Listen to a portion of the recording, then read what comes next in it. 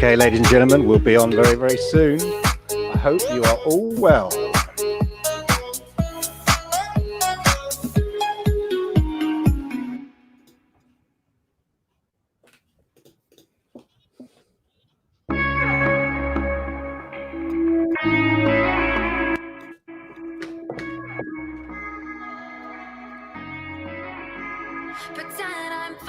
Okay, ladies and gentlemen, are we ready for tonight's Stadia Monday night chat?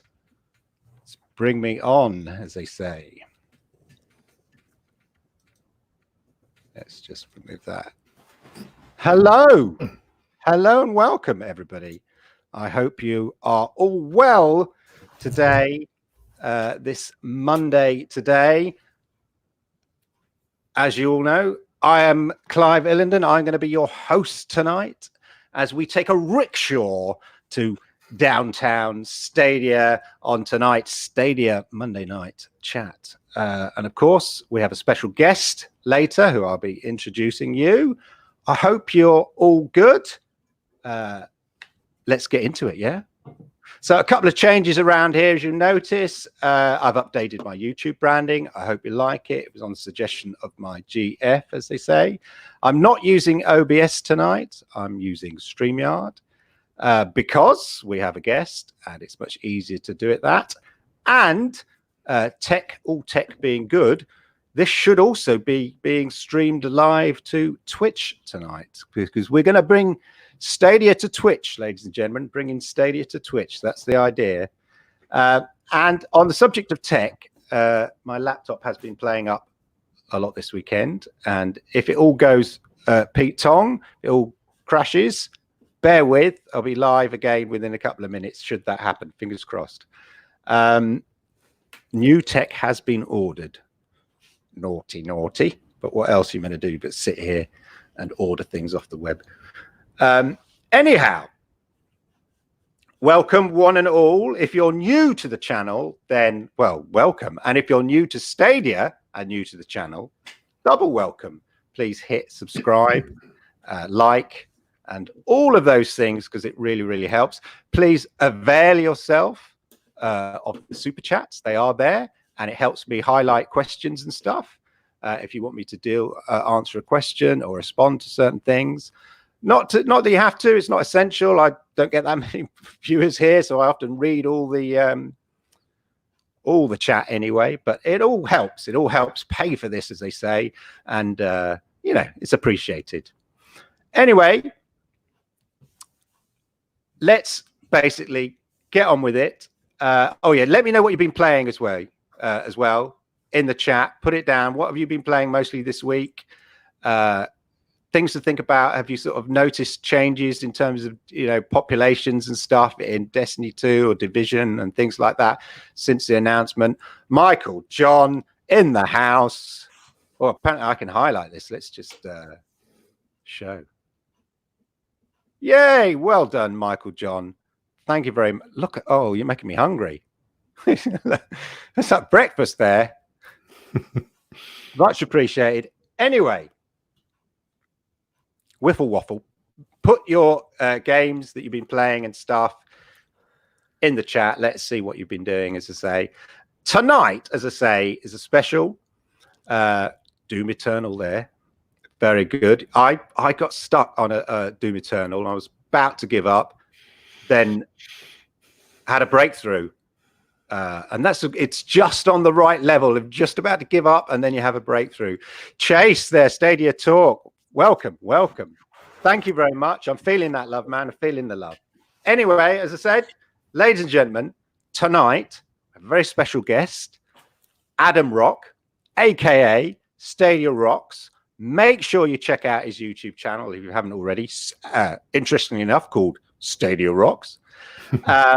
He tends to do a more in-depth, I'm reading notes here if I'm looking off the screen here. He does a more in-depth, considered look at Stadia on a weekly basis. I think it's a weekly basis. Is that right? I think it is anyway. He'll let us know. And he's guested on a number of the Stadia community's podcasts, and with good reason, I hasten to add, because he brings that Radio 4 voice of calm and considered views. And I hope he won't mind me saying this. He's also been around the block a bit like me. So, hashtag Generation X. It is with great pleasure that I introduce, let's just whack him up here, Stadia Rokks, everybody. My lord. Here he is. Welcome. Welcome. How Good evening, doing, sir? I am absolutely top notch, mate. How are you? I'm very well, and I'm very pleased that you're my sort of first official guest on Stadia Monday night. I hope the first of many. That's the thing. I was just thinking, it needs, you know, people not sort of see me rattling on, warbling on for hours. It's good just to have a bit of rapport, yeah, and response from other people. A different voice, as it were. Yeah, a couple of old codgers sat with our cocker Generation X. spaniels That's what I'm calling it. Okay, like X-Men. Yeah. I was thinking about it. You know. Yeah, much better. That's what my daughter. You know, my daughter says to me, "Okay, boomer." No, mate. Generation X. Yeah, we're no like boomers. Don't confuse us with boomers. They came before. Yeah, not them old codgers. No. Yeah, exactly. Ashes to ashes. There, beautiful mugs. We are exactly Toby mugs. That's what we are. Toby mugs. Man. Anyway, we're here. We're not just here to have a rapport about a couple of old geezers here.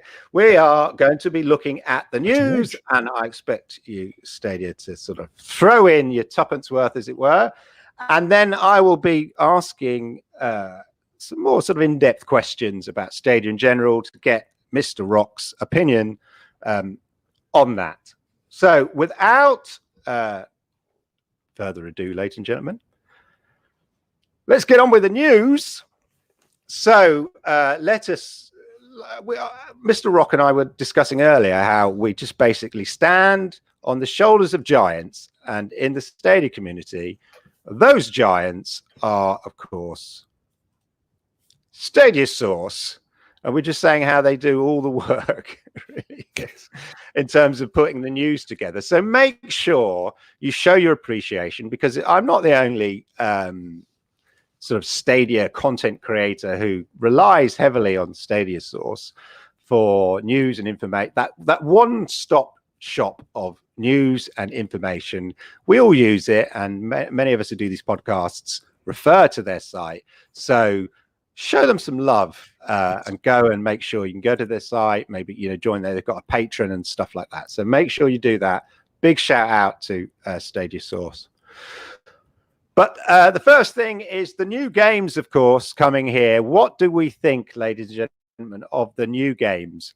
Monster Boy, which does seem like it's going to be really slow because it's being streamed here. I'm not going to play the video because that will just slow it down big time.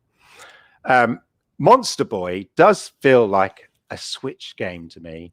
I think it's been on Switch. It's got that very Japanese style as well, which is not surprised because it's made alongside, I have to say this carefully because I know there's a Japanese speaker in the audience today, Ryuichi Nishizawa.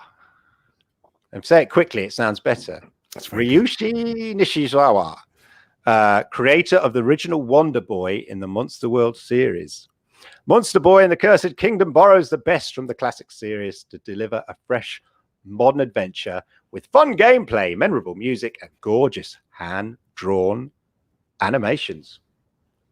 Very impressive. What do we think of that, chat? Are we thinking this is the sort of game that we like to see on Stadia? Is it adding that variety that we kind of expect? What are people's thoughts? Let me know in the chat whether this is sort of the game that you're interested in or tickles your fancy, as it were.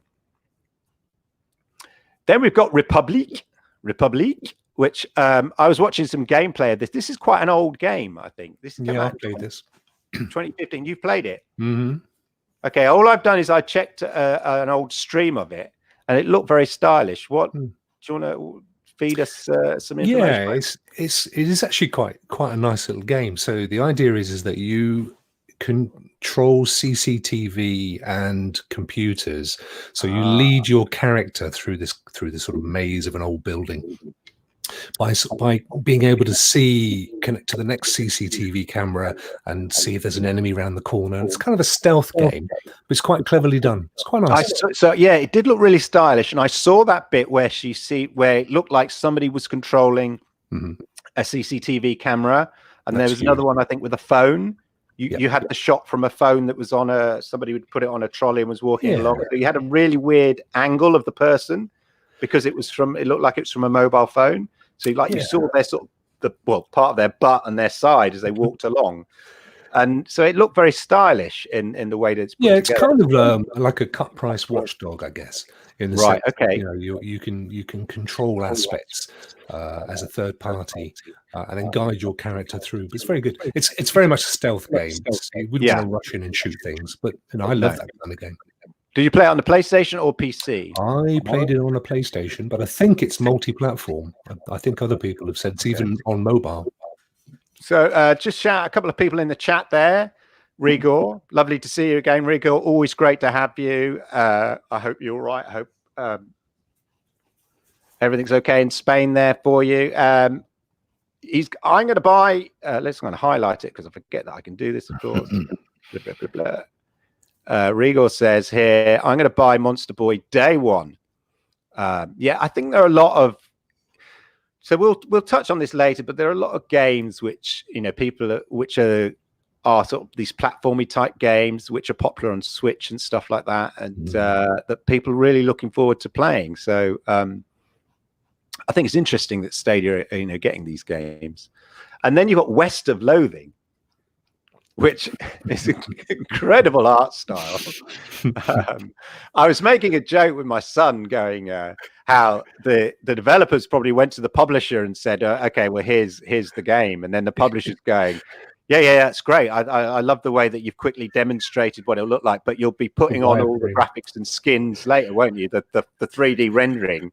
And then developers going, sorry, you know, the 3D rendering, the proper look and the graphics and the animations, the characters, the hand drawing is just to show us what it looks like.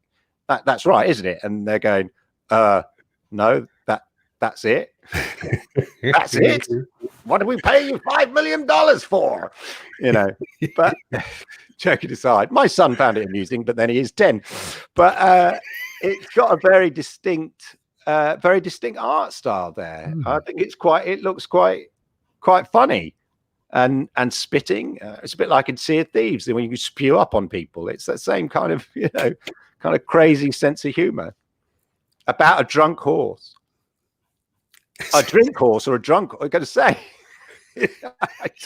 I read this Stadia talk here. I'm going to put this in the order that I read it, not the order that it was typed out here. Stadia talk just put here about a drunk horse. I just thought, what? And then I went back and read his previous one. West Loathing looks phenomenal, and the line in the PR release about a drink horse. Okay, that makes sense. About a drunk horse. There we go. That's it. Complete. That makes a lot of sense.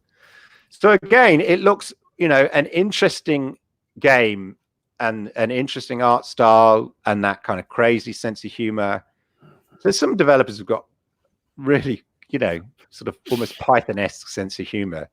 There's a game I noticed, a PC game that's made entirely from sort of cutouts of Renaissance art in a Terry Gilliam style, bit like Rock of Ages. Yes. So like Rock of Ages immediately reminded me of Terry Gilliam animations, where they're using, you know, Renaissance art or whatever cut out, and then in that kind of cut frame animation style. Clever. So there's that kind of a very Python-esque spirit in small indie developers. So that's quite interesting. Somebody here going, so Rick, lovely to see you, Rick. Always very supportive of my channel, much appreciated here. Rick says here, Get Packed has to be out in April. Just got an email from Stadia team about it. Yeah, they are heavily marketing it yes. at the moment, aren't they? Yeah, it's out soon, very soon. Yeah, they keep doing their little sort of level playthroughs and stuff like that. So it is. I think it's. Let me see. Do you think they're going to wait until after the Easter holes, and then you're sort of near May? So would it be a pro? I think we're due some more games before May. Definitely, that'll be dropped, and Get Packed could be one of them. They, as I say, they're pushing that quite a lot of heavy marketing on that. Those are the game announcements, ladies and gentlemen. Let me know what you think. Again, we'll touch on it slightly later, but we talked about how they do seem to be filling their library as a sort of with the quick fills, you know. So those, you know, going out, reaching out to the smaller developers who can turn around things maybe a bit quicker, more eager to sort of, you know, because any money is good for a small developer. They're not, you know, they don't have a high sort of business threshold in terms of, well, it's only worth our while if we get X amount of money. They can just go out and do it, and it's a great way for Stadia to fill that library. Right. What else is in the news? The other thing I wanted to mention, so there is some indication that there's been some changes to the Stadia app, and potentially could be here. I was looking at this bit here. So there could be, if you've got Android TV or a TV with Android built in, that they're going to make Stadia part of that, which would make a lot of sense. Because you could think, well, they could have a smart app in many TVs, but the trouble is you'd have to test it on all the TVs, which is why at the moment it's only in Chromecast. It's a bit like that Apple philosophy. If we make the software and make the hardware, we can get the perfect meshing of the two. Whereas if you sort of make the software for lots of different hardware, everything has to be tested, and it might not work to its optimum and stuff like that. So whilst I think a smart app on the TV would be really cool, I don't think it would necessarily work, because you can't guarantee how good that TV uses or utilizes that particular app. But Google, of course, own Android, so putting Android TVs, they know what those, they've sort of already done the testing, as it, or Google, or part of Google has already tested those devices for the purposes of Android TV. So if it plays Android well, it should play Stadia. So I think that's an interesting move. Not that I think there are that many Android TVs out there. What do you think, Mr. Yeah, Rokks? no, a lot of TVs are running Android TV OS. So I think all of the Sonys are. So I think I was more a Samsung guy. I didn't realize Sony's were. Yeah. Sony moved over a while back. They never really had much of an OS on their TVs. It was always kind of fairly basic. And you've got LG, which uses WebOS, which is quite a nice interface, but there's still some level of integration with Android. I think does Samsung has its own OS as well, doesn't it? Yeah, it does. It does. Yeah, but definitely Sony's. I'm trying to think, because I remember back along when they were talking about potentially releasing Stadia on Android OS, TV OS. And there were certain sets that they said, oh, it will be ready for it, but it wasn't. There wasn't a kind of a legacy thing. So I'm not quite sure what there is to be prepared for, because ultimately, if it can stream Amazon Prime or Netflix, then theoretically it can certainly stream Stadia, because of course the controller bypasses it completely. It just goes straight through to your Wi-Fi.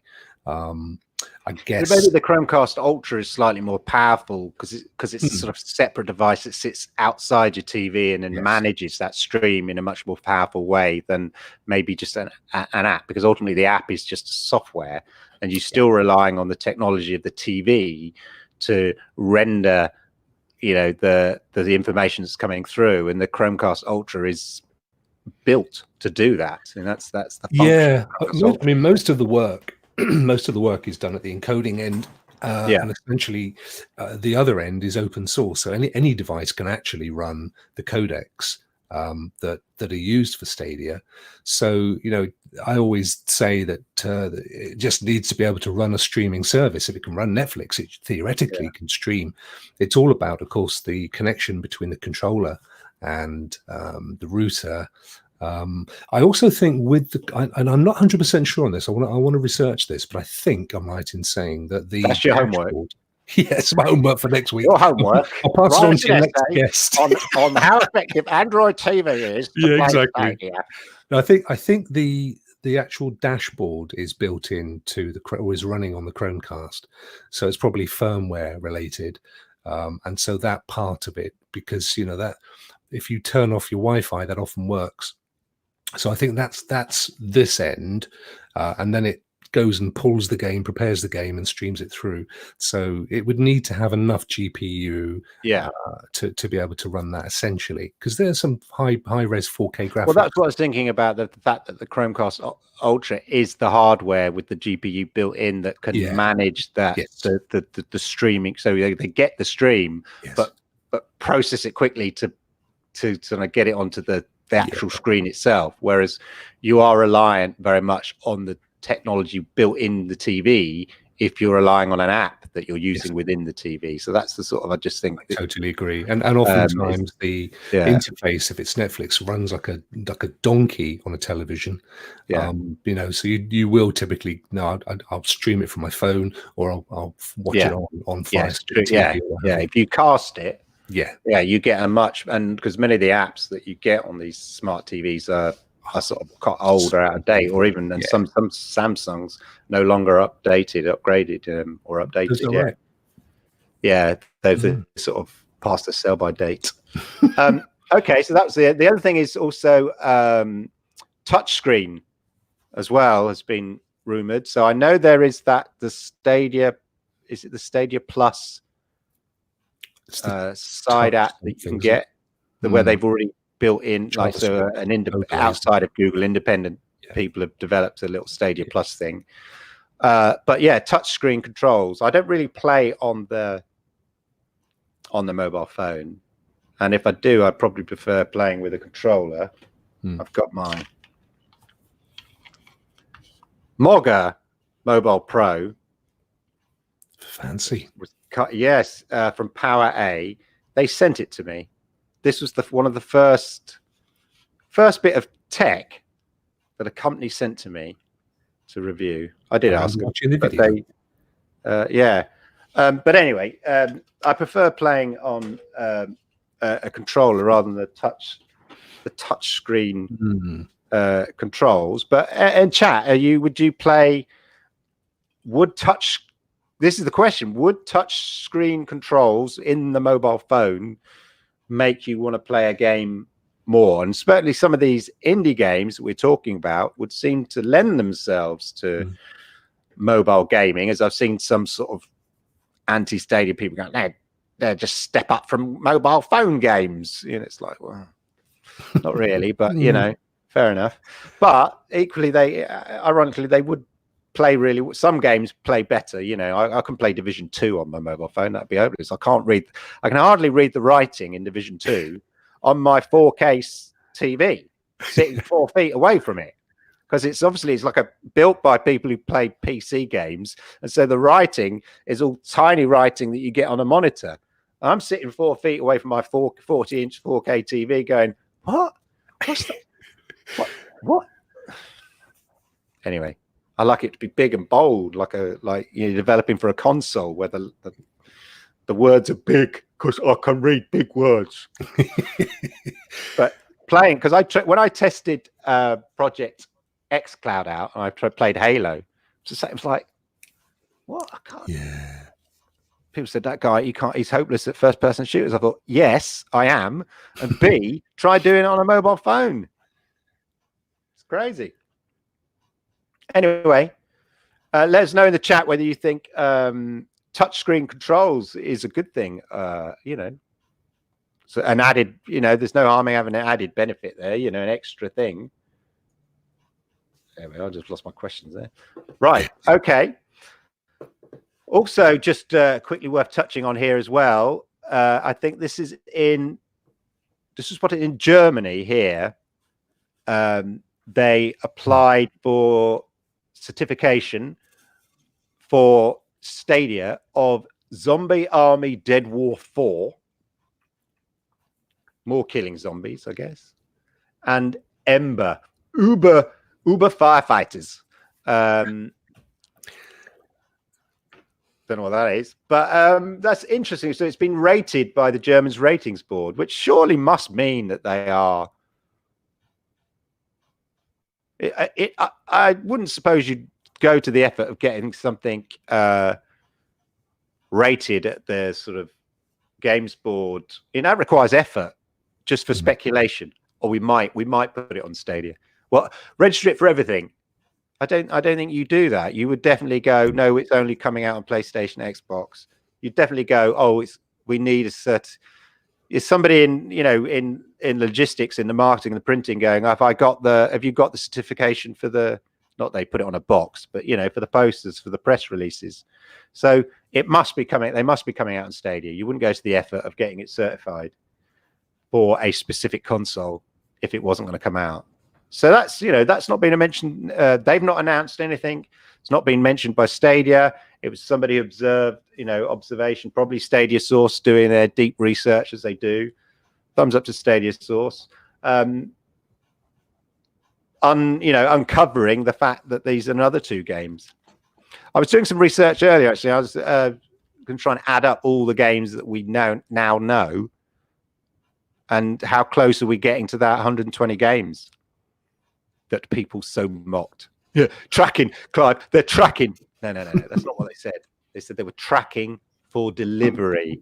Yeah, not just tracking. That's the difference between just tracking and tracking for delivery, meaning all things being equal and the developer meeting its deadlines, they will be delivering this year.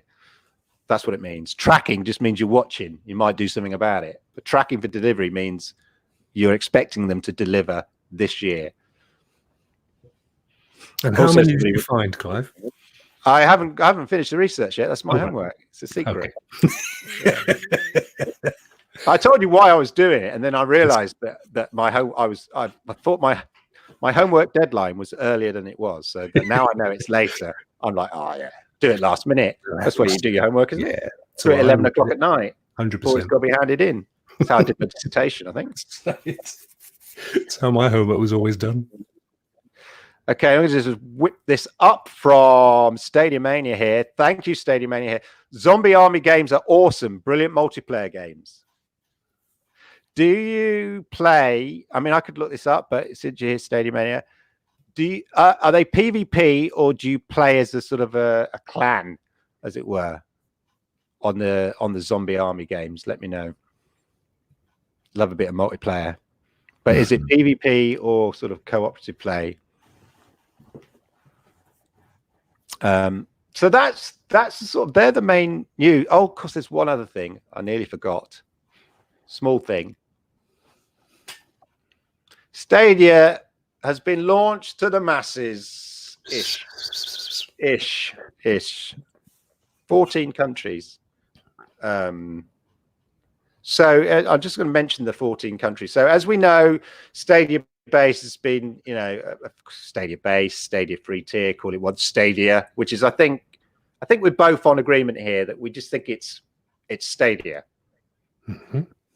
And then you have Stadia Pro for the people who want to pay for that. It's like first class. Yes. Yeah, I've got an airline ticket, or you can have first class.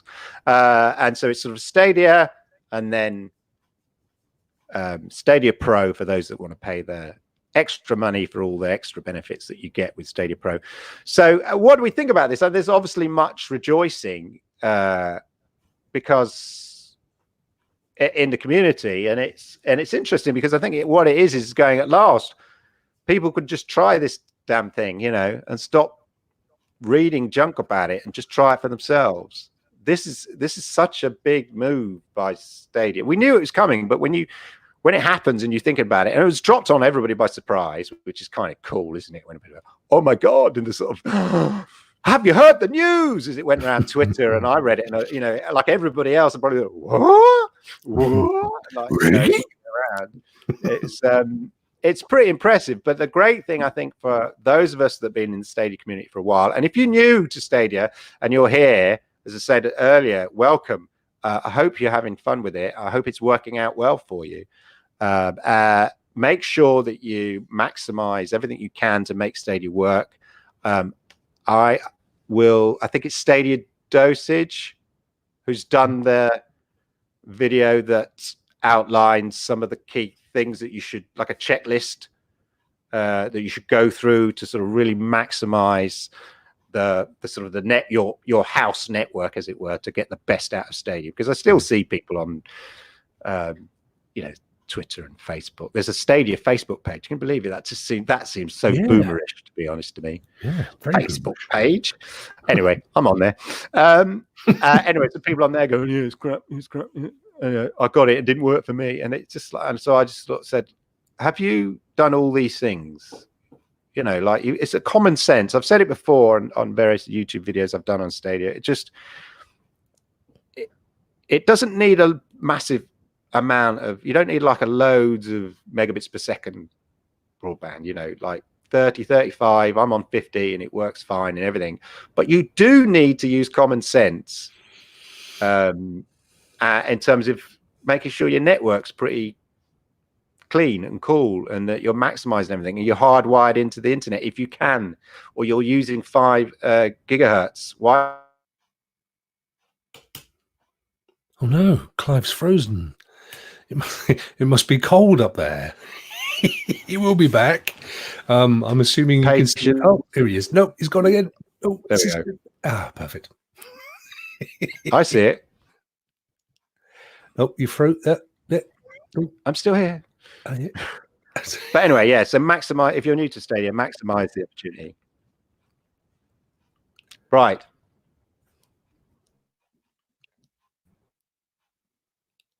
Okay. So what do you say? Just tell us about the big news. What do you think about the importance of Stadia launching to free base. Can you still hear me there? Me or chat? Oh, hello. Can you hear me? Hello? Hello? Can you hear me, mother? Yeah, I can hear you. I can hear you. It's all gone a bit Pete Tong there. Bear with. Can you hear me? I can hear you. I can hear you perfectly. Were you asking me or were you asking chat? Sorry, Good. Clive. I was asking chat, but I'm asking you specifically. Let me know your thoughts on, I know a lot of people have waxed lyrical about it for since it's been launched, and why not? But just let's have your thoughts on it. Me? Yeah, you. I'm going to point to you. Yeah, you. God, there's a small delay. Sorry. Yeah, absolutely. I think clearly there's a question about whether base was ever a proper product. My personal belief is it probably was, but only because it helped to define the two at the time of launch.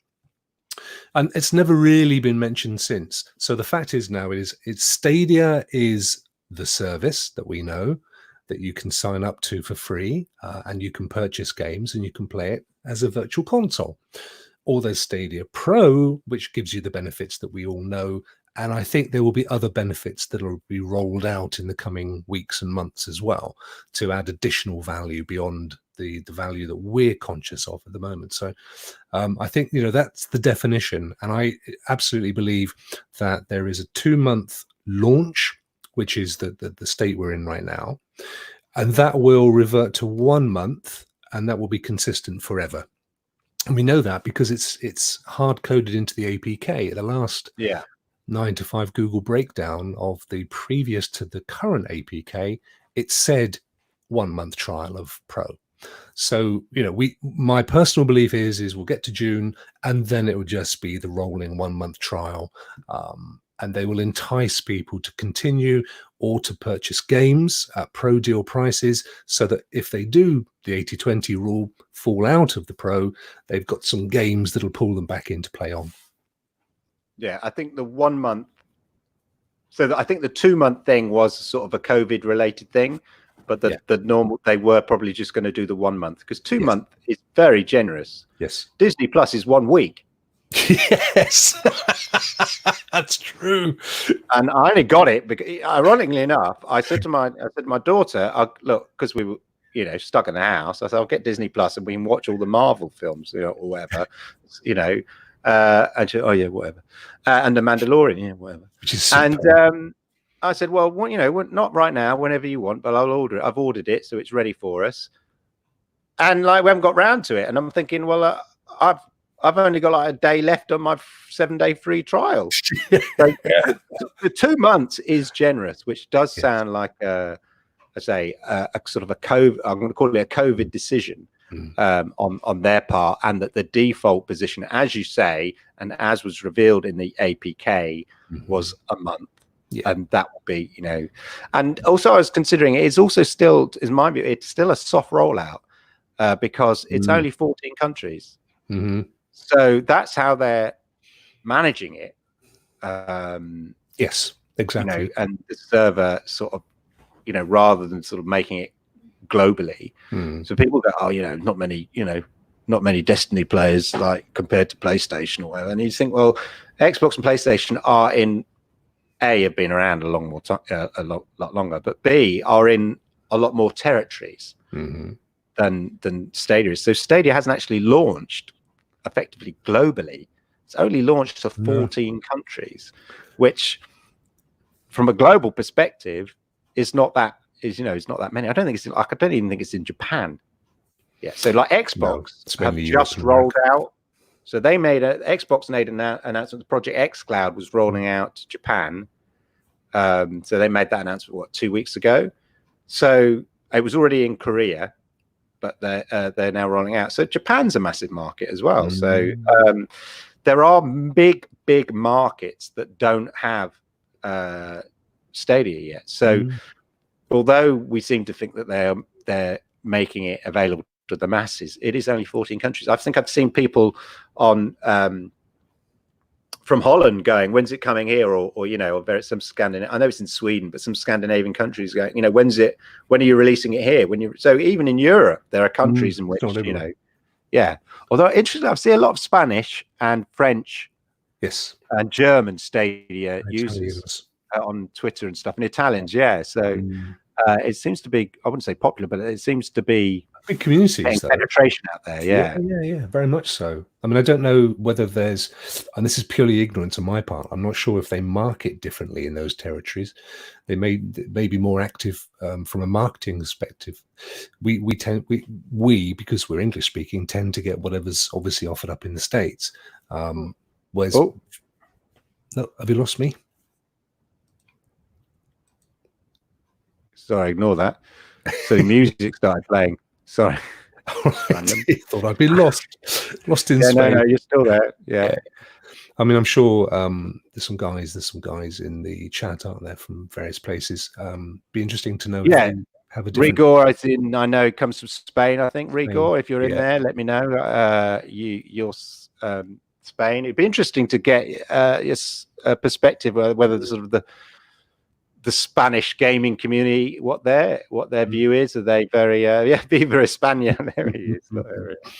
Let's bring it up, man. Let's bring it up. Yeah, absolutely, always up the EU. I was going to say hello, and I forgot my Spanish completely out the window. Hola, that's it. Yeah. Yeah. So there's Clean Zate here just saying, yeah, Game Pass just launched in Japan. Yeah. So as I was mentioning earlier, so they announced that as of additional countries that they're rolling out is Games Pass. I'm sure they also Project xCloud was going to be available as well. Oh, okay. That's a massive market. Interesting enough, Xbox always had an issue with Japan, not an issue per se, but they found it difficult to penetrate the Japanese market because obviously Sony is held with such sort of reverence in Japan, and I'm sure, as I say, there's some people in chat who either chastise me for that or say that is completely correct. But initially, you know, an American gaming company, or there wasn't even a traditional gaming company, trying to release, you know, a gaming console in basically the home of gaming consoles was where Nintendo and Sega and all that and Sony, you know, it was almost like an affront. And so, you know, they found it difficult. They misjudged, I think, some aspects culturally, the size of the controller. Remember the first original Xbox? It's still pretty big even now, isn't it? The original one. Yeah, it's still quite big, isn't it?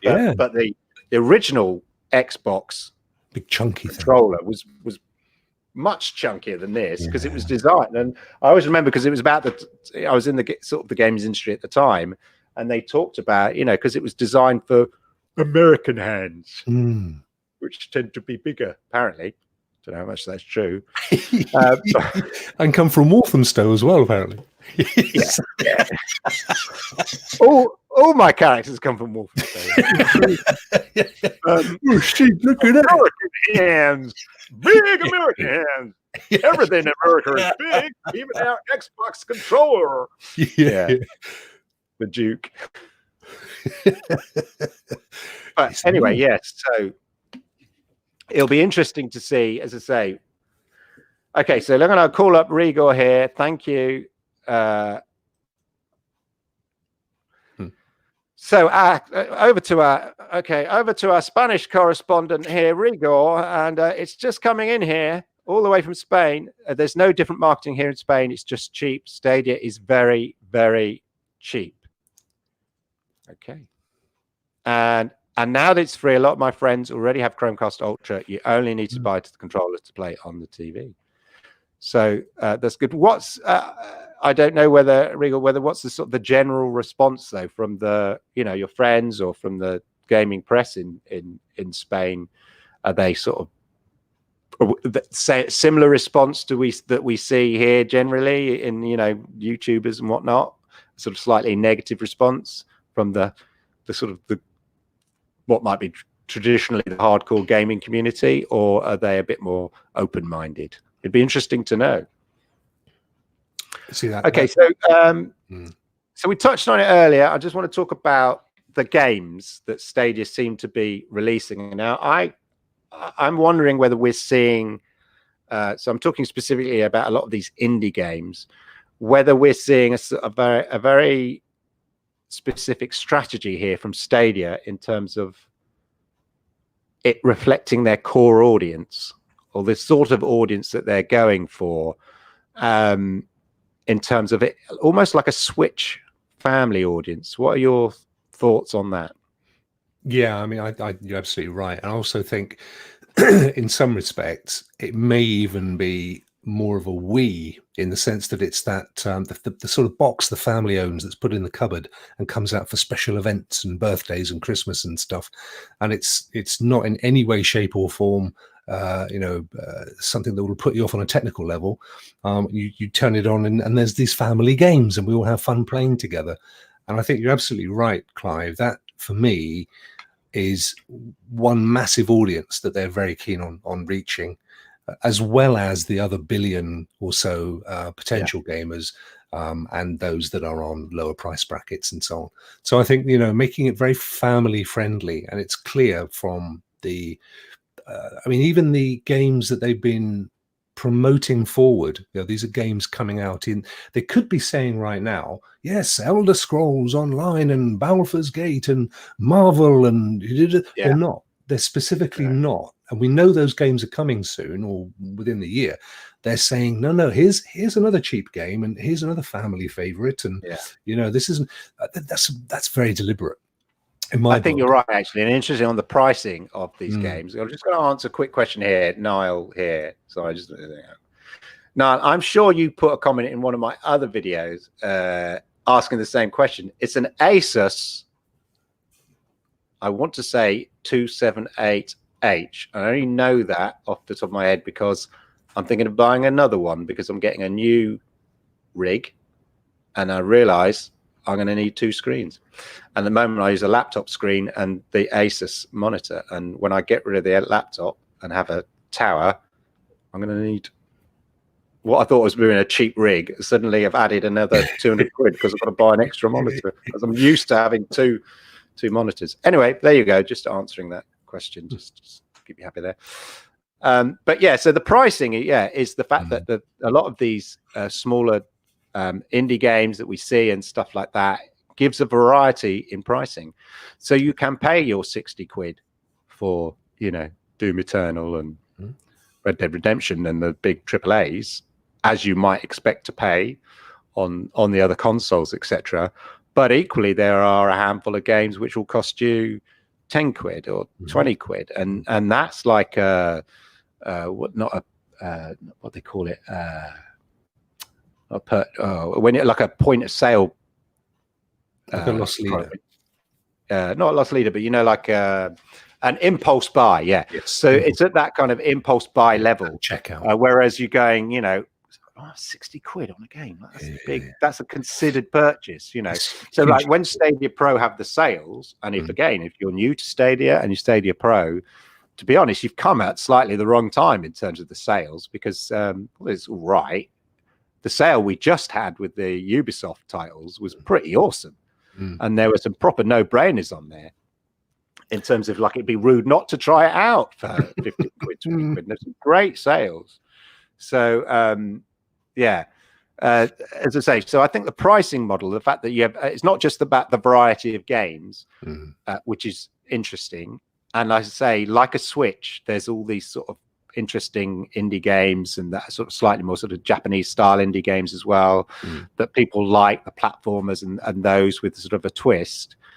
But they also know that they've got these tentpole games coming out, the AAA games throughout the year that are landing on all the other consoles as well. And of course, the beauty of Stadia is, in terms of playing AAA games, it far outstrips the Nintendo Switch in terms of the big console games. They struggle, the AAA games struggle, I think, to make them work, or make compromises in terms of the visual quality, whatever, to make them work on the Switch, because it's not, it's not as powerful as the other consoles. And Stadia is up there with the other consoles. Whatever people say, it's there with the current the PlayStation, the Xbox, in terms of their power. We know that, in fact, more than the standard models, if not on a par with the Pro and the Xbox X in some cases. So at least they don't struggle with Stadia doesn't struggle with the AAA games.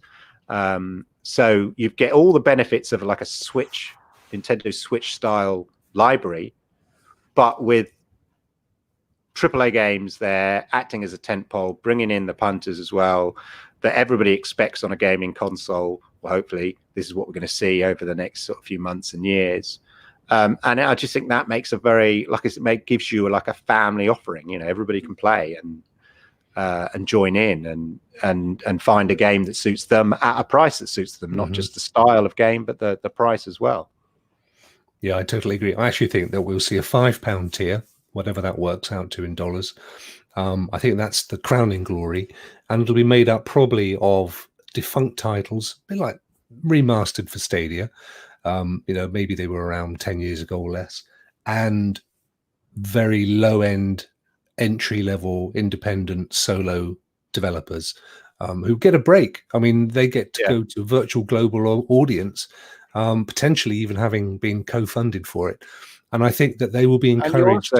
You're developing. So I was saying when Stadia are encouraging new independents to come on board, that's when you're going to find your creatives who become the next big game. So they're investing in the future and the long term as well. Yeah. Sorry for interrupting you there. No, you're absolutely right. But it has to be at that level in order to capture all of the Maslow's needs level hierarchy stuff, if you see my point. So I think you'll be looking at $4.99 as a price point, and there'll be a ton of that. There'll be a ton of that because they will need people to be able to come on and go, actually, I was able to buy a game for, this month's pocket money.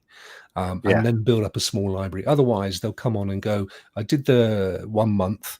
It was great to play the 30-odd, 40-odd games that are built up in a pro library, but now it's cancelled. I've got nothing to play and I can't afford 60 quid for Doom Eternal.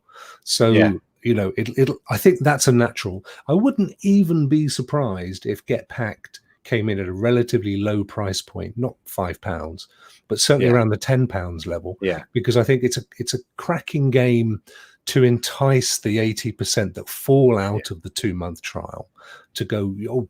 And actually, it was a pro deal sale, so it should have been 20, but they've sold it for $8.99. Yeah. So I've bought it.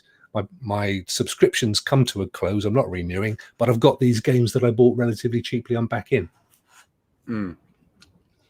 Just touching here on what Resurrectus says here, and we've mentioned it before as well, the fact that, and I think it kind of hurt a bit some of the Stadia's initial plans, really.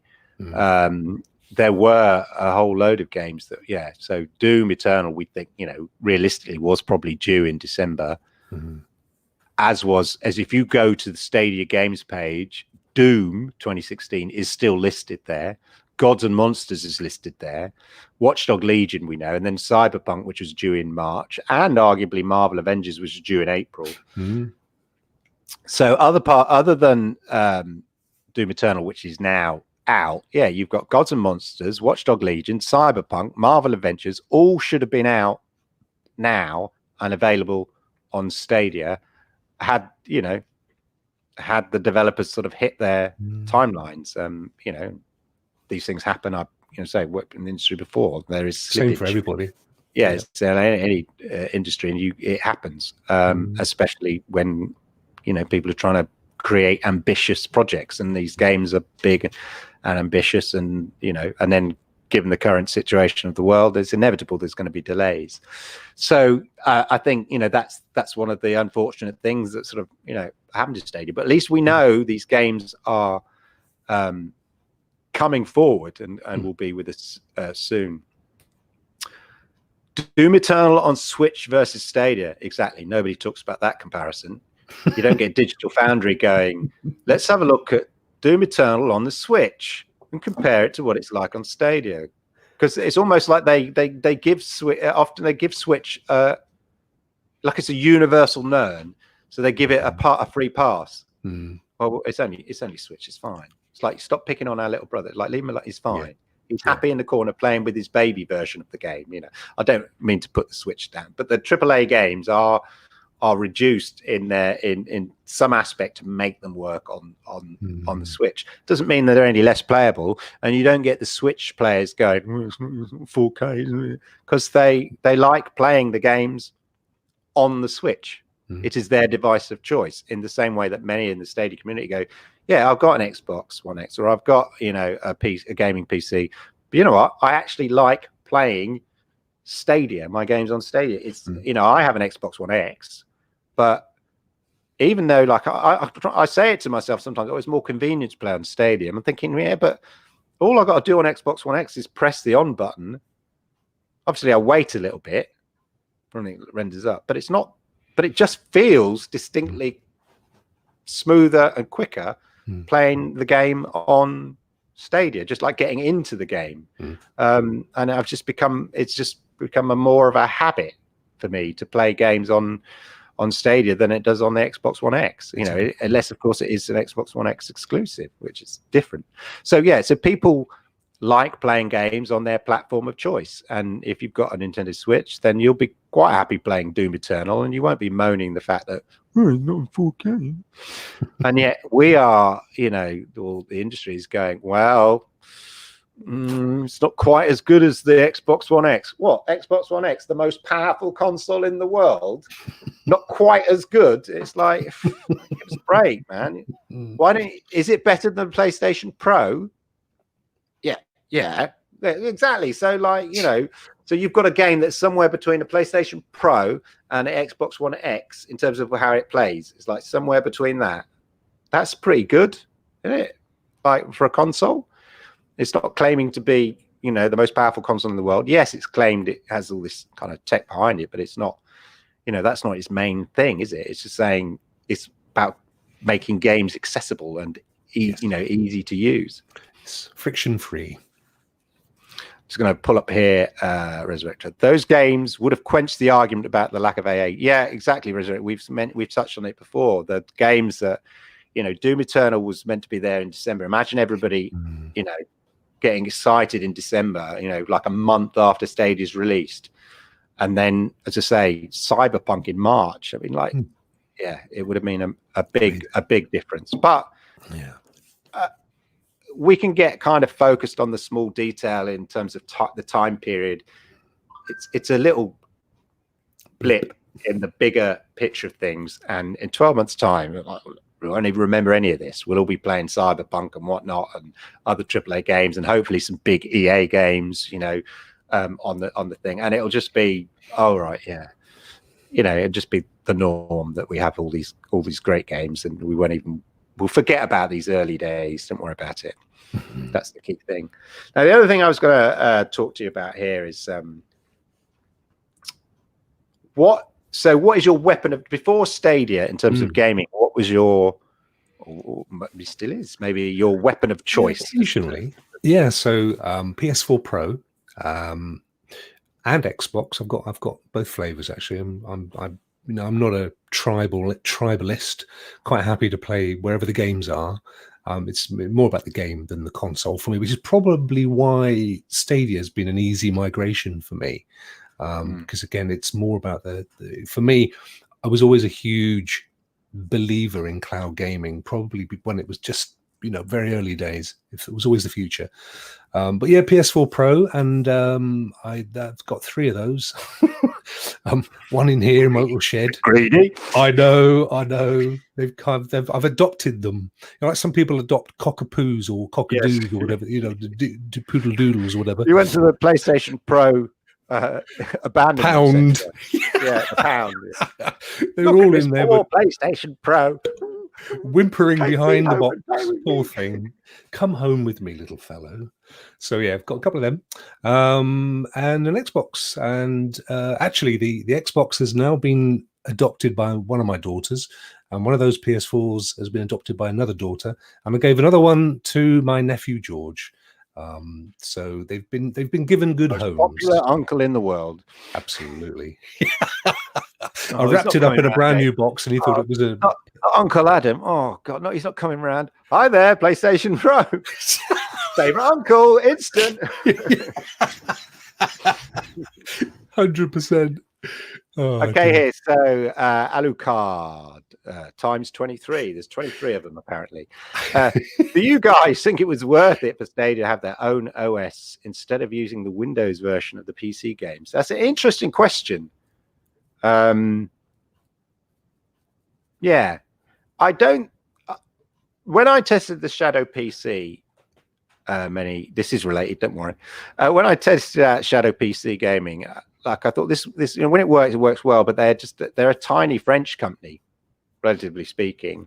So they don't really have the infrastructure to make what they had, which worked really well when it worked, support it well and give it the sort of global distribution. And I just thought, imagine if Google bought them and just said, actually, we're taking over now, boys and girls. We love your tech, but we're just going to roll it out on all the Google Cloud systems.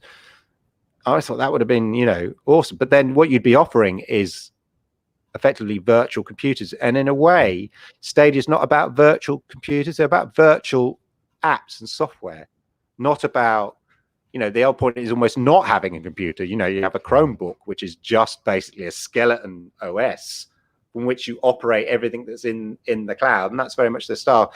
So I think they made a decision early on that what they'd be doing would be a virtual console to make it.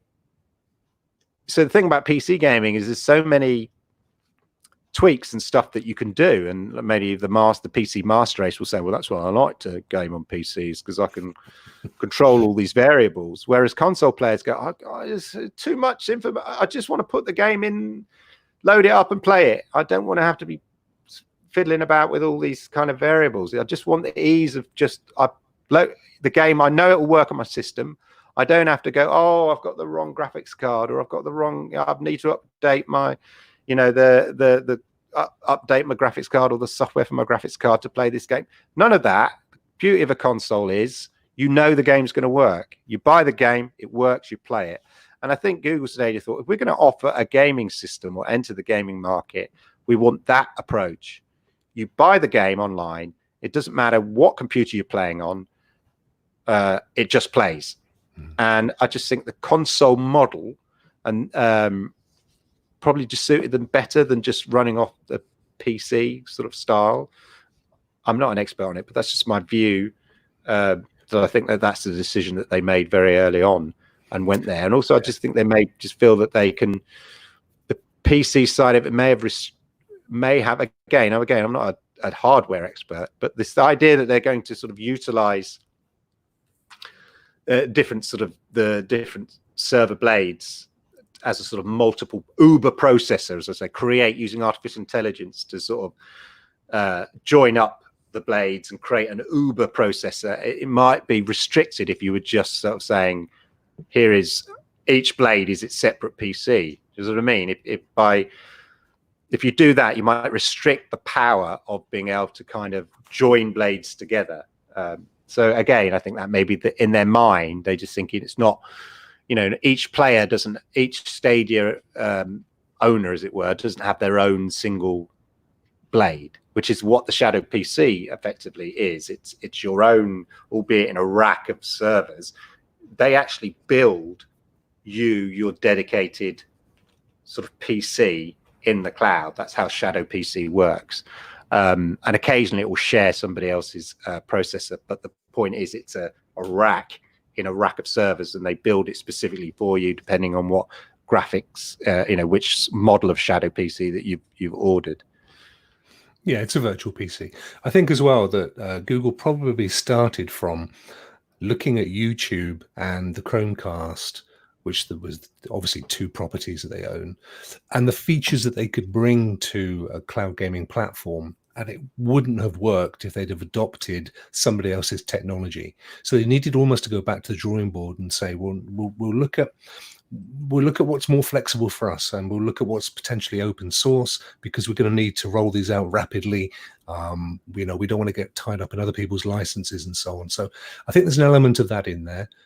I do think if you're just talking purely about OS, though, that the current UI and UX of the OS needs an absolute massive overhaul. I mean, you've at the moment you've literally just got this one horizontal bar, and if you've only got to do the maths forward very soon, purely in terms of pro games, we're going to have 40 or exactly. 5 minutes later, yeah. Oh, I'm sure it was here somewhere. Yeah. So I think that needs an overhaul. My guess is there'll be an update to that relatively soon because, I mean, just the maths, pure maths. It won't be that many months before we're all going to have 20, 30 or more games purely on the ones given to to us as under our Stadia Pro subscription. So that needs an overhaul. But that's, that's probably that's probably going to be around the summer, is my guess. Yeah. Yeah, Resurrector here. He says, "Now I know Resurrector. He does some development work, and so he knows a whole ton load of than I do." So he's saying here that the Linux Stadia run that it runs on is highly customized to Google's needs. Yeah. So again, that makes a lot of sense. So while you're here, actually, I'm going to ask you, what is your? Actually, it's interesting you say that you game on the PlayStation and on Xbox that you are sort of so embracing of Stadia, because like myself, I'm an Xbox guy, and I love playing on Xbox, and I enjoyed that, and yet the move to Stadia, I mean, I haven't abandoned the Xbox, but the move to Stadia and the fact that I do spend 90% of my playing time on Stadia, I think is testament to the fact that Stadia works so well. So it's interesting that there are people like yourself and I who, and we know others that have played gaming PCs and stuff like that, where you'd think, well, apparently it's not the best experience, but there must be something about the experience that makes it okay. It's not giving me 120 frames per second like I get on my $5,000 gaming PC, but we know people that are playing it on Stadia because of that, and we think it must be the convenience. But it's interesting that there are people, like you say, like myself and you, that play on consoles and yet just find Stadia easy. And I think that's a testament to Stadia. It's friction free, isn't it? I mean, that's their term. I mean, we're not inventing that, and I think that's the most important thing. So, and I can see this is where the audience comes from moving forward. So in essence, you literally think, oh, I've got half an hour. But if I think I've got half an hour on my PlayStation, I've got to turn the thing on, and then I've got to wait for the game to load. Oh, and there's a patch. Oh, dang it. Before you know it, your half an hour's gone. And then you've got the noise of the fan and all that stuff that's going on, which you don't get with Xbox. I mean, it's like a jet aircraft taking off with the PS4 Pro. So, I think for me that's the bit. I mean, what initially I think what attracted me beyond the fact that I've always been interested in the tech and the potential of cloud gaming was this concept of a high-end PC in the cloud. So, all games, or at least this was the interpretation, would be 4K and high definition, HDR and so on. So that was a big lure for me, because I don't have a gaming PC and I quite like the idea of the fidelity of one. I think, the fact same is, here. Yeah, it's still coming. I mean, I think we know it's pushing out at 4K. It just relies upon developers to deliver the software. So, those factors are largely, I think, why. And now, I mean, I even let my PlayStation has a similar thing to Xbox. You pay an amount per month, and then it allows you to do multiplayer and stuff. I've let mine lapse on the PlayStation. So is that the equivalent of the Xbox Gold Live? Whatever, to pay. Yeah.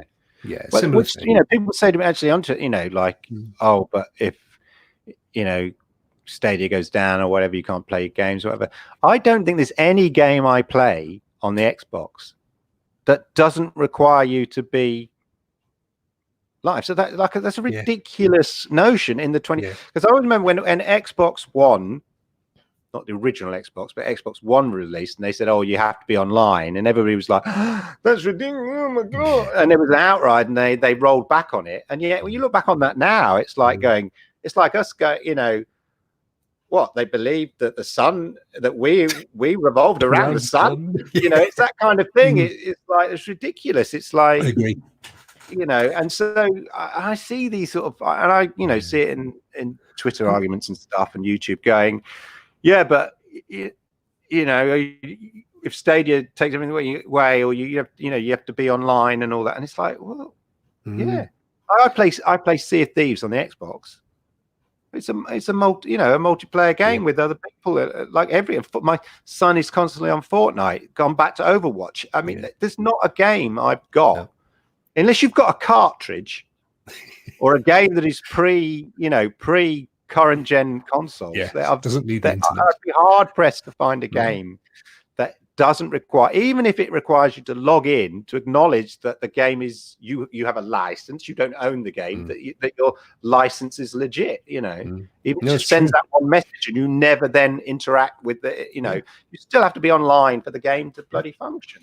And if you take those, you know, if you take your live and you take the PSN Plus or the PS Plus, you know, subscriptions away, and you suddenly find 80% of your games you can't play. Even Destiny, if you fire it up on a PlayStation or an Xbox without having that, it will say you can only do so many things. And so, whereas with Stadia, that's not an issue. They've deliberately said from day one, we will not charge for multiplayer usage. Yeah, and you know, that's the thing is, I think it's about $5.99. Xbox Gold. I don't know because I have the Ultimate Pass, so I pay like $10.99. The similar price. It's about 60 quid a year for Game Pass put into it. But yeah, so $5.99 compared to what we're paying, 10 quid. And you say so people say, oh, Destiny's free on these other consoles. Well, is it? You know, you're paying. You can only pay it if you've got Xbox Gold Live or the PlayStation equivalent. Unless you pay on PC, it effectively you are paying for the privilege of using their the Xbox's network or PlayStation's network to play the games. Doing the same with Stadia, except you don't have a console under your TV. So. And even if I go to play Destiny on PlayStation now, it says, oh, you know, would you like to buy all the season passes, which were given to us with Stadia? So, you know, the Stadia version of Destiny that I've got is more advanced than the version on the PlayStation anyway. Yeah, so I can't go back and play it on the PlayStation anymore. Exactly. Yeah. Yeah. So that's a real value in the fact, you know, you're paying a few extra quid per month than you would on the Xbox, but you're getting the DLC, you know, built in. Plus, it plays better on Stadia than it does on the Xbox. I know. I've swapped. You know, my son suddenly said, "Oh, come and jump in and play Destiny with me on the Xbox," and I went, "All right." And I'd just been playing on Stadia, and it did feel different. Yeah, no, it's a definite difference. I like this comment here. Complaining about needing to have internet as a requirement is getting close to complaining about electricity as a requirement. I think that's very funny, but very true. Very true. Yeah. What was so here we are. So what was your first gaming kind of experience? So it probably goes back about. Can you remember that far back? No. It's funny you should say that, Clive.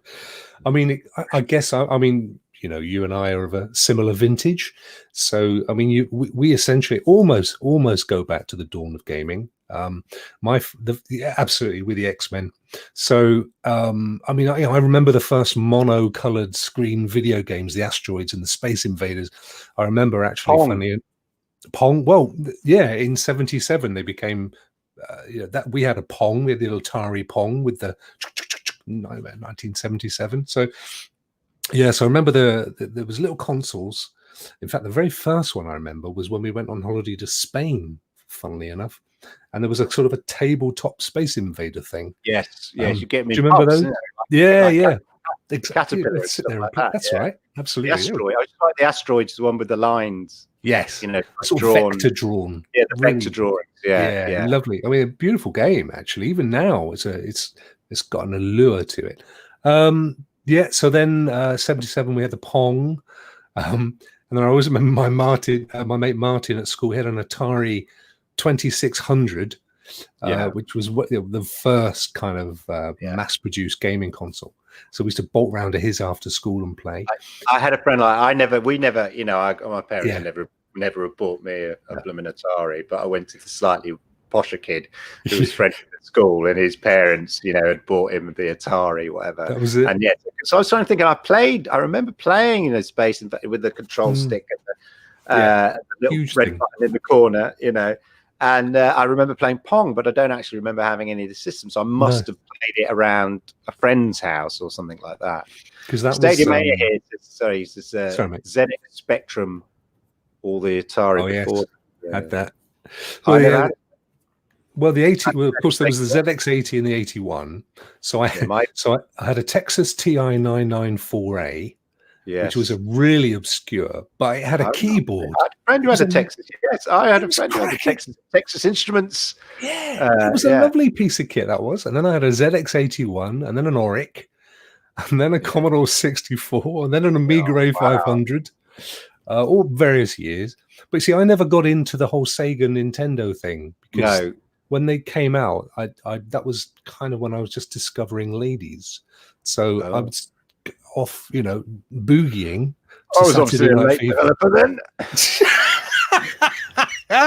It didn't last long. I remember going down the local electronics shop, and then you just like the equivalent of pre-Dixon's, and then just whatever the latest console was there, just playing. They still down. You go to game now, you see the people like those very early. But that was my I had a ZX81, and my father said, "Well, I've bought your computer. We're not upgrading to ZX Spectrum." And I remember having a row saying, "Get me the Sinclair XL or QL or something." That one. It's a complete failure. But I had it in all like Your Computer magazine. It was called, and it's like I thought, I want it. Why won't you get me? I hate you. But I always look back in time and think, my dad was right actually. Yeah, it was a massive failure. Did you ever used to go into Dixon's or whatever it was at the time and go up to those old PCs and type 1 go to 10, 10 print hello or whatever? You idiots! Run and then head out the shop. I have a t-shirt website, and I designed a t-shirt, and it's got a picture of a ZX Spectrum. A ZX81 on it, and then it's got 10 print hello, 20 go to 10. That's what you said with the exactly thing at the not apostrophe at the end, but the semicolon at the end, so it repeated. We were total rebels, mate. Us Generation X. We was rebels. We've just done basic programming in the shop. And the guys are like, escape. I've got to go out this again. Bloody kids. I'm going to reel it back in. Into Stadia, ladies and gentlemen, because that's why you're here, not a trip down gaming nostalgia. Yes. That's going to be on a different show. Don't worry about that. So what I was going to say about games here, games you'd like to see on Stadia that haven't been announced, or what sort of realistic games as well. So not like necessarily, I want The Last of Us or whatever, Zelda. It's got to be something that potentially we could see on Stadia, but hasn't been announced. So not a Cyberpunk, but something big that we think would really send a message out about Stadia. What do you think what that game is? Because I think you would, again, this is a question, it's almost in two halves, because on the one hand, you've got those big crowd pleasers, as we've said, the Call of Duties type games, which I think will always appeal to. Yeah, sorry, Call of Duty, the Warzone. Yes, 50 million players, which made me think about as I was saying earlier about Stadia rolling out only to 14 countries, and it brought that to mind. I thought, because 50 million is a hell of a lot.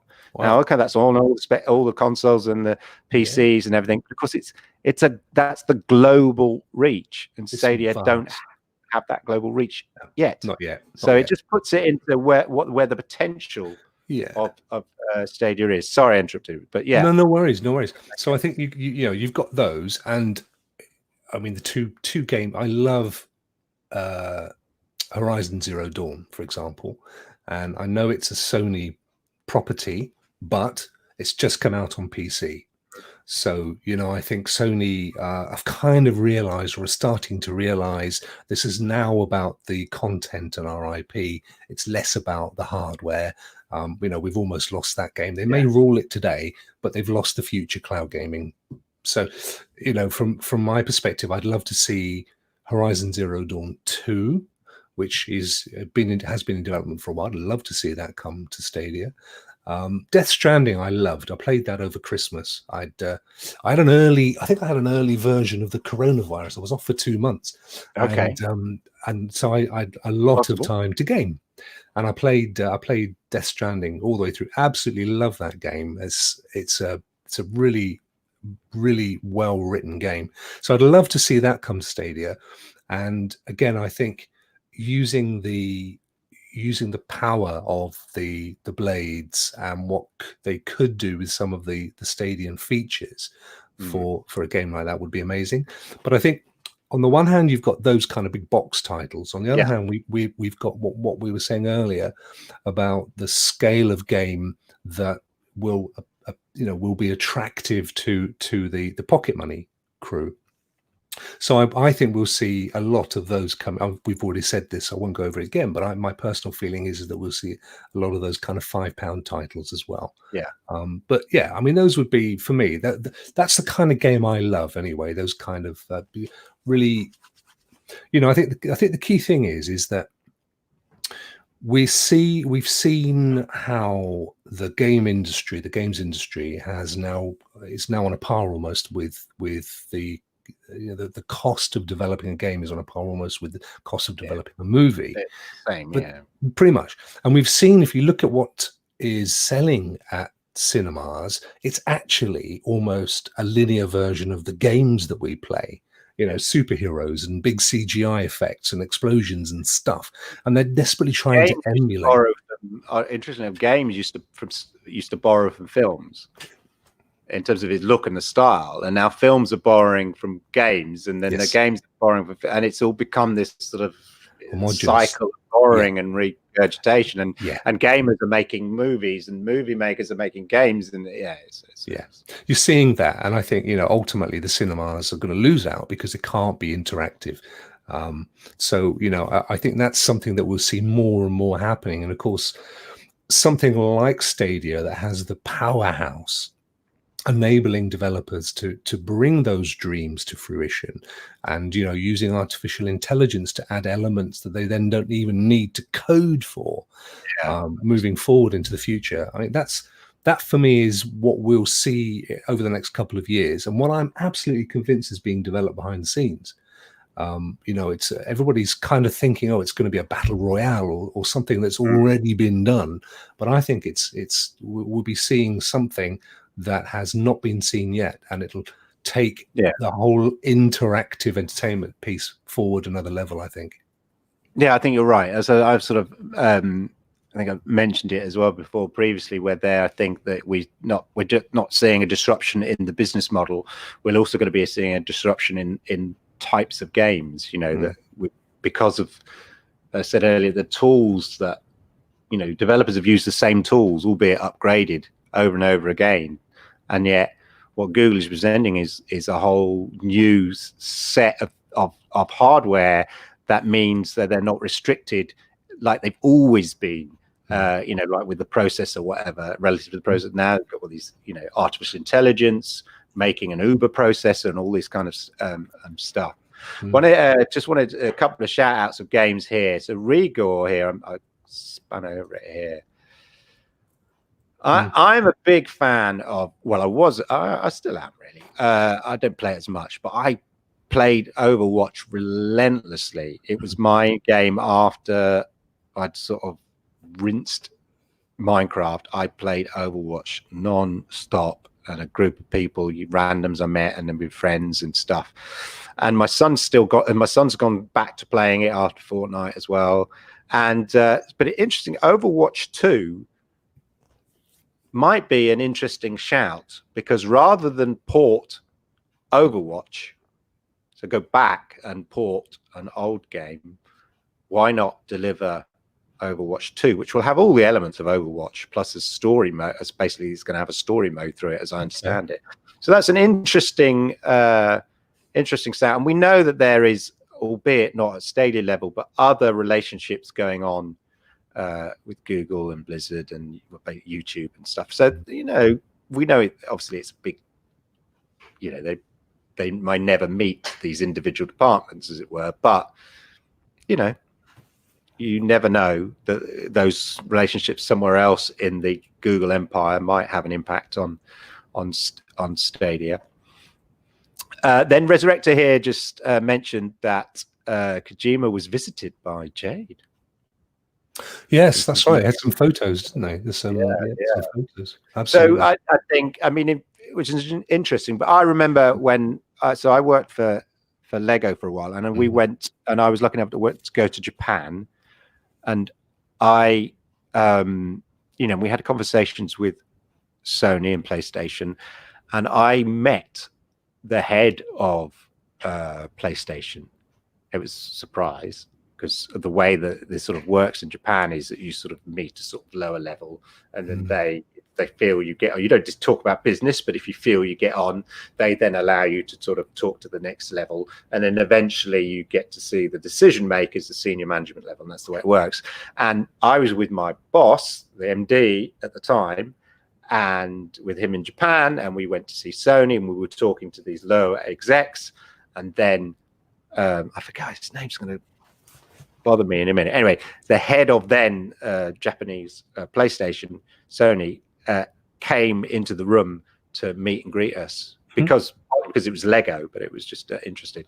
So a little side story anyway. But the reason I say it is that Jade meeting with Kojima is that she will be meeting lots of people talking about Stadia, selling the concept of Stadia. Doesn't necessarily mean that those will bear results, but part of her job at the level that she's at is to build relationships and contacts with major players, you know, major names in it that she knows and she's worked with before. Obviously we know, you know, Ubisoft, but, you know, EA, Sony, you know, Kojima's, all these kind of stuff. So and they're a studio. I mean, that's not the only game that they're going to be producing, and they'll be working at this moment in time. And usually he did say he's no longer doing stuff exclusive. I think I read somewhere he's not doing stuff exclusively for Sony. He's sort of broadening it out a bit more. So, and of course, it was built with. I noticed somebody mentioned it here, the Decima engine, but it was basically the Horizon Zero Dawn engine, wasn't it, from Guerrilla Games? Okay. So you know, it's all kind of incestuous around Sony. But my belief is that Sony knows they've got to widen the net. This game's just been released on PC, so there's no reason at all to suspect that they won't be looking at other platforms to generate their revenue from.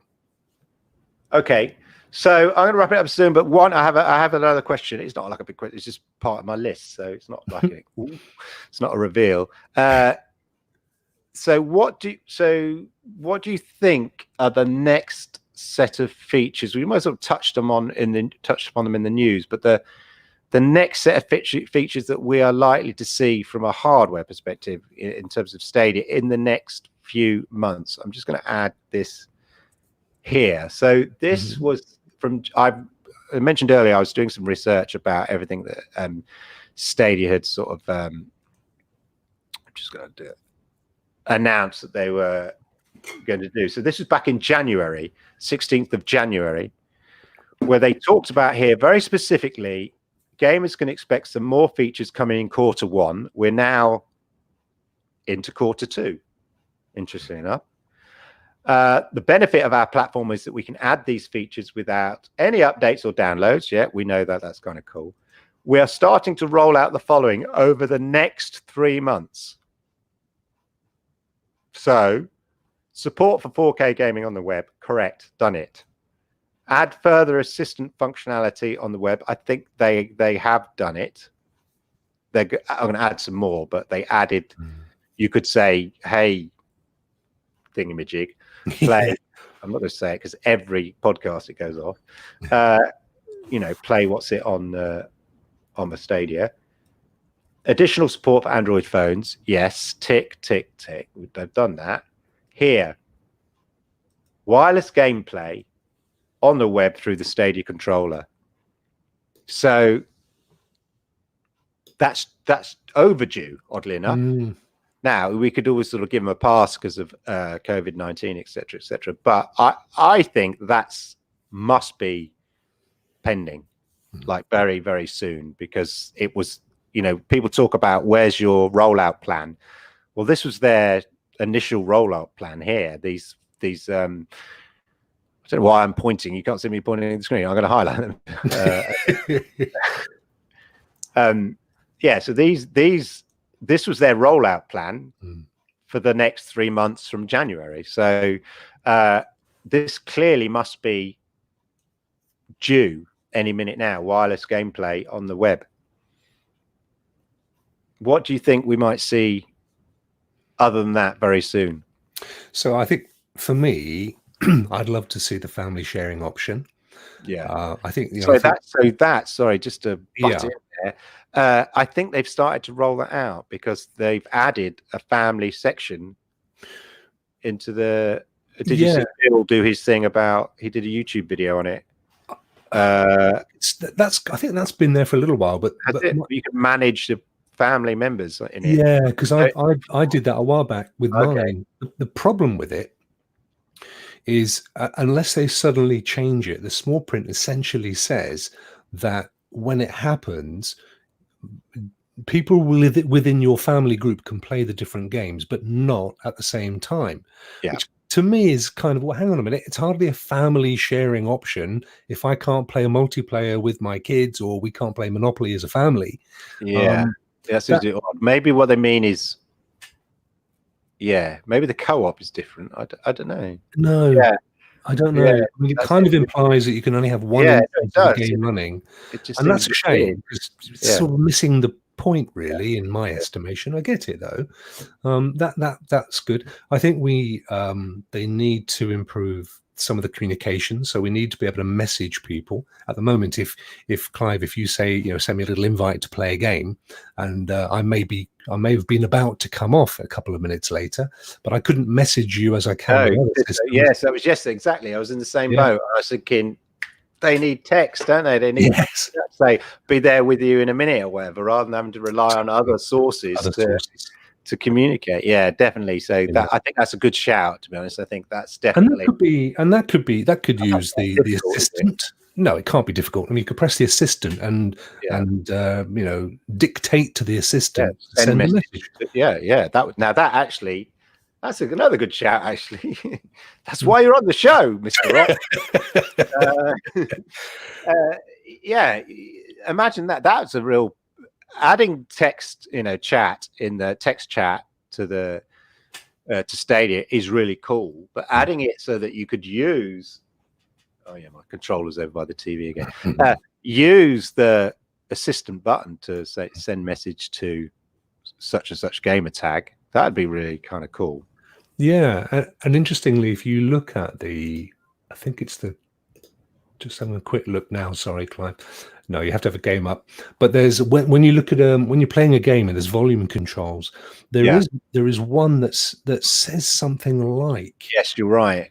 I know what I can't think the term, but it clearly isn't the game. Yeah, it says something. Yes. Coming soon. So you know, it may well be that's what that is the intention for. But definitely they have a placeholder for it. Yeah. So you know, I think that's going to be quite important. Obviously, overhauling the dashboard, because currently it works for 4 or 5 games, but it fails dismally if you've got anything like the games that we've currently got. And I've got 20 odd games in my list now. I spend so much on games. I'm never spending any money on games on the Xbox. Yeah, no, they pop up and say, oh, $8.99. I'll go on then. Add it to my list. Go on then. Go on, get in there.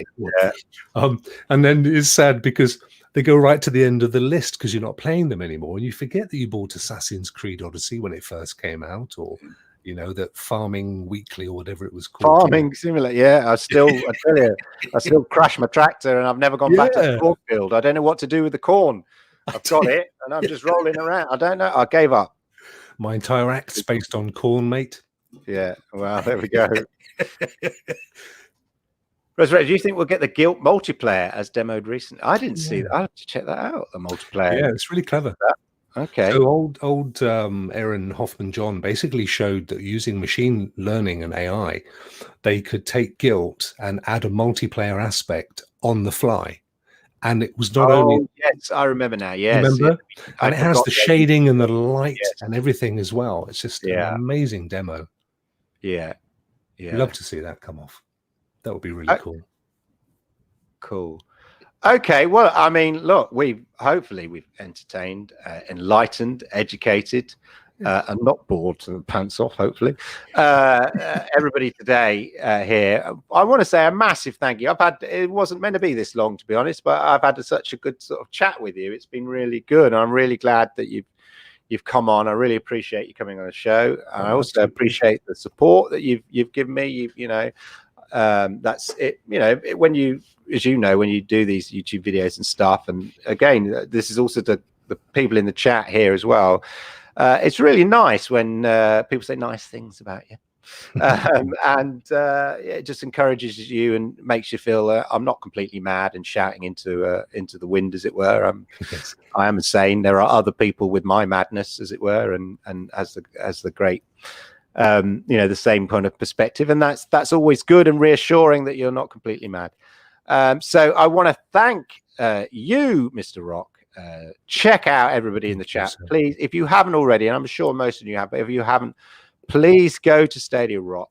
Make sure you subscribe, because us YouTubers, we depend on those subscriptions to make our life feel worthwhile. So please make sure you do that. If you haven't subscribed with me, what the hell are you doing? Please subscribe, hit like, because that's always a massive help. I want to say, as I say, thank you to you, Mr. Rock. Thank you to everybody who's been here tonight. Don't forget, I'll be here same time, same place, and with a new guest as well, because that one we just had. Oh, he's still there. Yeah, I'm still here, you know. You're still here. Yeah, so I hope you like the format. I hope you like having the guest on, and so we're going to have some more guests going forward, and I've got one lined up for next week, and we'll talk about that later. We're going to keep it under wraps for now, but anyway, on that note, I want to say thank you to everybody who's been in the chat. I hope you enjoyed the show. Thank you to Adam. Look out for his YouTube videos, look out for my YouTube videos, and look out for hopefully we'll do some more stuff together, because I've had an absolute ball. So thank you, everybody, and on that night, fare thee well.